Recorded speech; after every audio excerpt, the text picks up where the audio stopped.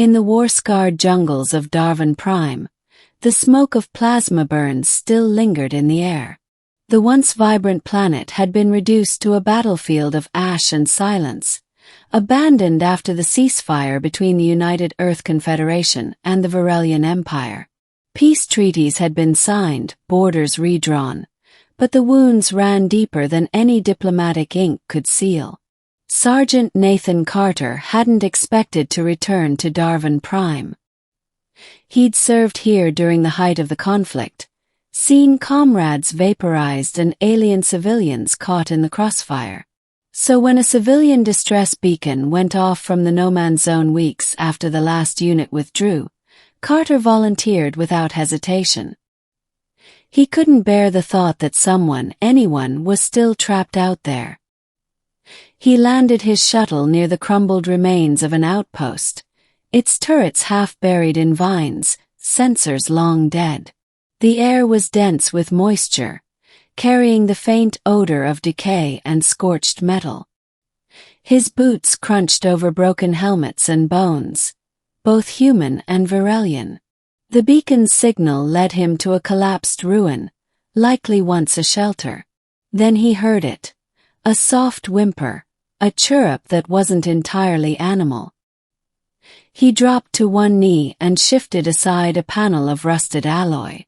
A pair of huge violet eyes stared up at him from the shadows. A small creature cowered behind a shattered crate, its skin mottled green and gold, with frilled tendrils along its arms. Definitely Varelian. Tiny. Child. A little girl if he judged by Varelian dimorphism correctly. She looked no older than 5 in human years, thin as bone but alert. She didn't run. "Hey," Carter said gently, lowering his weapon. "I'm here to help." She tilted her head. Her voice was hoarse. Are you a soldier?" "I used to be," he said. "Now I rescue lost kids." She blinked slowly. "My name is Sarah. My mama told me to hide. She never came back." Carter swallowed hard. "Then I'll take you somewhere safe." As he lifted her into his arms, she clutched his uniform with trembling fingers. And in that moment, the war was over for Carter. It no longer mattered who fired the first shot or what treaties said. All that mattered was the child pressing her head against his chest. The bureaucracy back at New Arcturus Station was less compassionate. "She's Varelian," the intake officer said flatly, folding his arms. "We're not equipped for cross-species foster assignments." "She's not an assignment," Carter snapped. "She's a scared little girl who watched her world get turned to ash. She belongs with her people." Carter gritted his teeth. Which people? The ones who left her behind? Or the ones who signed a ceasefire and never sent a recovery team? The officer hesitated. "Put her in my custody," Carter continued. "Temporary guardianship. You can stamp whatever papers you want. I'll keep her safe." Against every precedent they agreed. Over the next 6 months, Carter raised Sarah in his modest dome on the outer edge of New Arcturus. She was shy but brilliant. She absorbed languages like a sponge and loved human animation vids, especially ones with giant mechs or animals that talked. Her favorite was a show about an Earth dog who became captain of a spaceship. Carter learned to cook Varelian-compatible meals, helped her regulate her body temperature, and found a translator implant tailored for her physiology. At night, she curled up in a hammock woven from her old blanket, whispering in her native tongue, asking if Mama could hear her now. One morning, a ship arrived bearing the Varelian envoy. A tall woman descended the ramp, clad in ceremonial robes.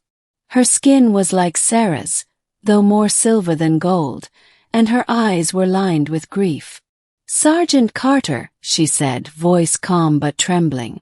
"I am Lirhv, Sarah's mother." Carter stared. He couldn't speak.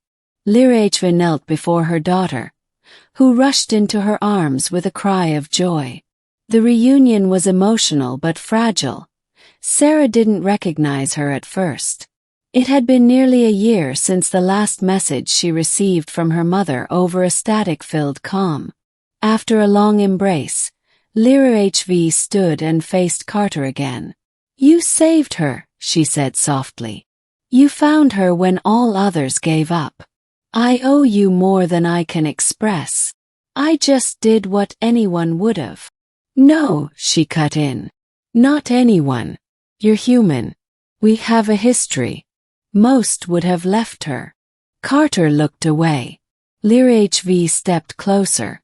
"She speaks of you like a hero. She calls you Danat, a blend of your name and our word for protector." His heart squeezed. "She wants to stay with you," Lyra HV said. "But I need to know she is safe. That if I return to the Varelian homeworld, she'll have more than walls.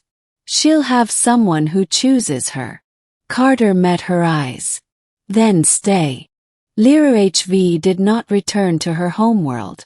She moved into the dome on the edge of New Arcturus and adapted quickly. Though soft-spoken, she possessed a sharp mind and fierce loyalty. She helped with the crops, cooked delicacies Carter could barely pronounce, and taught Sarah more of her heritage. The girl thrived. And so, slowly, did Lyra HV and Carter. There were awkward silences at first, cultural missteps, moments when words failed but body language prevailed. One night, during a meteor storm, Carter wrapped a blanket around Lyra HV's shoulders as she watched the sky in silent prayer. "You still talk to your late husband?" he asked quietly. She nodded. "I tell him our daughter lives. That the enemy saved her." "Not the enemy," Carter said. "Not anymore." She turned, her eyes glistening with starlight. "No, not anymore." A year later, they stood together as Sarah received her citizenship recognition at the Central Plaza. She'd passed all evaluations, fluent in 3 languages, and declared Cross-Cultural Ambassador of Hope.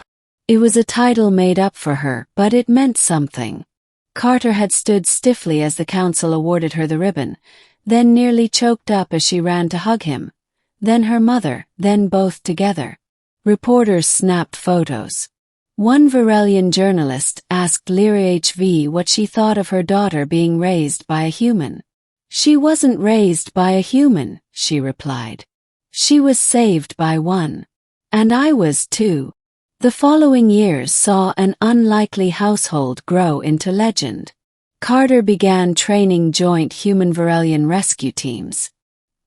His reputation spread among ex-soldiers, who once flinched at the thought of fighting beside Varelians, but now toasted peace with them at Carter's table. Lyra HV published children's books in both their languages, based loosely on Sarah's early days. Tales of jungle ruins and sky dogs and brave soldiers with hearts of gold. Her works became popular, especially The Protector named Danat. One night, after Sarah had fallen asleep reading her own story aloud, Carter and Lyra HV sat on the roof of the dome, watching the twin moons rise. "She calls me her hero," Carter said quietly. "But I didn't do anything special. I just found her."